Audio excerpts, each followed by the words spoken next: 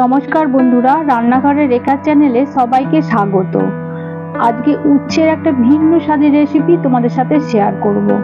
আর এই রেসিপিটা খুব তাড়াতাড়ি বানানো যায়, বেশি সময় লাগে না, আর খেতে দুর্দান্ত স্বাদের হয়। এটা প্রথম পাতে গরম ভাতের সাথে খেতে দারুণ লাগে। ভিডিওটা শেষ পর্যন্ত দেখার অনুরোধ রইল। তো চলো শুরু করা যাক। তো এই রেসিপির জন্য লাগছে উচ্ছে। তো আমি এখানে ছোট সাইজের 5টা উচ্ছে নিয়ে নিয়েছি, আর নিয়ে নিয়েছি মাঝারি সাইজের 3টে আলু। তো উচ্ছেগুলোকে প্রথমে আমি কেটে নেব।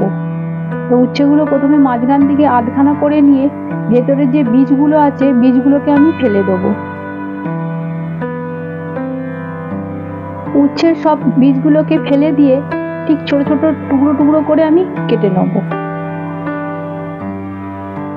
সমস্ত উচ্ছেগুলোকে পাতলা পাতলা করে কেটে আমি রেখে দিলাম।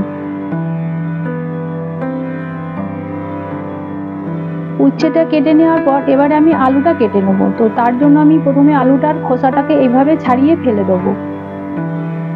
যারা তেতো খেতে ভালোবাসে না তারা যদি উচ্ছেকে এইভাবে রান্না করে খায় তো অনায়াসেই তারা খেতে পারবে। তো আলুটা ছাড়ানোর পর যেইভাবে আমি উচ্ছেটা কেটেছি ঠিক সেরকম শেপেই আমি আলুটাকে পাতলা পাতলা করে কেটে নেব। দেখো ঠিক এইভাবে আমি পাতলা পাতলা করে কেটে নিলাম। দেখো উচ্ছে আর আলুটাকে কেটে আমি একটি পাত্রের মধ্যে রেখে দিলাম।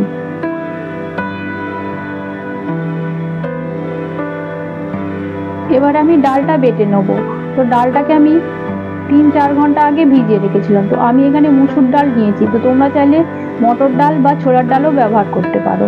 তো ডালটাকে আমি মিক্সার গ্রাইন্ডারের মধ্যে দিয়ে এটাকে ভালোভাবে পেস্ট করে নেব। দেখো ডালটা ভালোভাবে আমি মিহি করে পেস্ট করে নিয়েছি। গ্যাসটা অন করে কড়াই বসিয়ে দেবো, তাতে দিয়ে দেবো পরিমাণ মতো সর্ষের তেল। তো তেলটা গরম হয়ে গেলে দিয়ে দেবো 1 চামচ 5 ফোড়ন আর 2টো শুকনো লঙ্কা। তো 5 ফোড়নের ভাজার গন্ধটা বেরোলেই দিয়ে দেবো একটা বড় সাইজের কুচনো পেঁয়াজ, আর দিয়ে দেবো কিছুটা রসুন কুচনো। তো সমস্ত কিছু দিয়ে আমি গ্যাসটাকে মিডিয়াম করে হালকা পেঁয়াজটাকে ভেজে নেব। তো পেঁয়াজটা হালকা ভাজা হয়ে গেলে দিয়ে দেবো আগে থেকে কেটে রাখা উচ্ছে। সমস্ত উচ্ছেগুলো দেওয়ার পর আমি নাড়াচাড়া করে ভেজে নেব। তো উচ্ছেটাকে এখানে আমি খুব বেশি ভাজবো না, হালকা অবস্থা আমি ভেজে নেবো। তো উচ্ছেটা হালকা ভাজা হয়ে গেলে দিয়ে দেবো আগে থেকে কেটে রাখা আলুগুলো। তো সমস্ত আলুগুলো দেওয়া হয়ে গেলে গ্যাসটাকে আমি মিডিয়াম করে এটাকে ভাজতে থাকবো।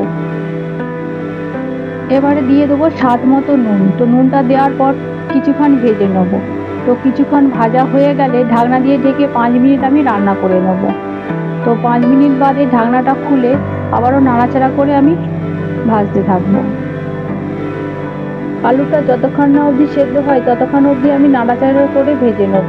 আর দেখো আলুটা ভালোভাবে সেদ্ধ হয়ে গেছে, দেখেই বোঝা যাচ্ছে। তো এবারে দিয়ে দেবো 1 চামচ হলুদ গুঁড়ো, 1 চামচ লঙ্কার গুঁড়ো।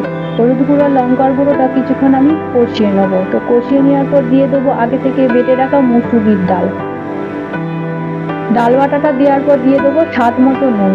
তো আমি এখানে ডাল বাটার আন্দাজেই নুনটা দিলাম, যেহেতু আগে থেকে আমি সবজির মধ্যে নুনটা দিয়ে রান্না করেছিলাম। তো এই সময় গ্যাসটাকে একদম কমিয়ে রেখে 15 মিনিট আমি রান্না করে নেব। দেখো ডাল বাটাটা ঠিক একদম এইরকম ঝরঝরে পর্যায়ে এসে যাবে, তবে রান্নাটা হয়ে যাবে। তো একটি পাত্রের মধ্যে এটাকে আমি সার্ভ করে নেব। তো এইভাবেই তৈরি হয়ে গেল ভিন্ন স্বাদের উচ্ছের একটা রেসিপি। এটা গরম ভাতে প্রথম পাতে খেতে দুর্দান্ত লাগে।